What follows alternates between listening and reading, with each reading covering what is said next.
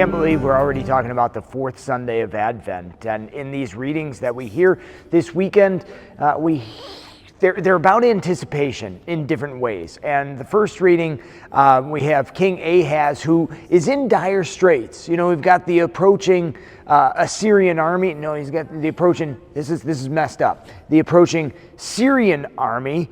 And, God says, don't worry about it. Don't get me wrong, like, it's going to be bad. Like, they would be conquered and, taken over by the Syrians. But God says, look, it's going to be over before you know it, a generation or so, and this all pass. And Ahaz doesn't trust God. He takes matters into his own hands, makes an alliance with Assyria, not Syria, Assyria. He'd rather trust in this foreign nation than he would in God's promise itself. So then when Isaiah comes and says, look, seriously, like, ask for a sign, like, God promises this is going to happen. And he's like, no, I won't ask for a sign. Isaiah says, stop wearying my God, stop wearying. Here's what's going to happen. The virgin will be with child. That's going to be your sign. And it came to be in Jesus. I'm not sure exactly what that sign would have been in that moment, but certainly the prophecy is fulfilled, in the Blessed Virgin Mary and the birth of Jesus.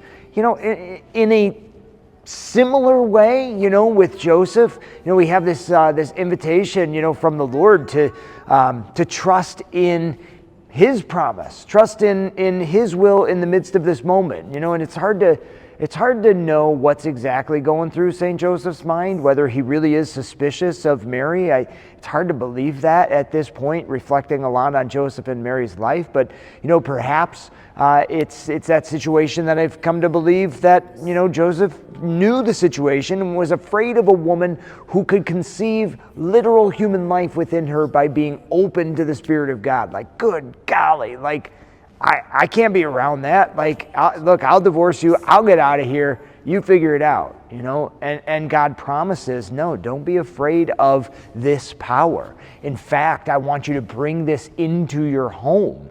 Bring this woman, raise this family, be a family, with her and really know my power, know my transforming power, in your heart, in your life, in the world, really.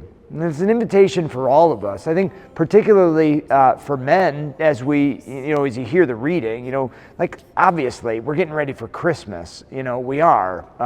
But there's an invitation for all of us, and I think particularly men, to approach the Blessed Mother in this way of welcoming her into our own home, the home of our hearts, to care for and nurture and protect and safeguard, as she brings Jesus to us and brings Jesus to the world. There's just something for all of us about the tenderness of our Blessed Mother and the invitation to provide a place for her, that leads to a place for Jesus as well. So, that's what it is. I'll be back with another Christmas video. So, here's the readings, and enjoy your life. But I'll tell you more about Christmas as we get to Christmas. But really, invite the Blessed Mother into your home to help provide that space there for Christ to be born as we approach these final days of Advent.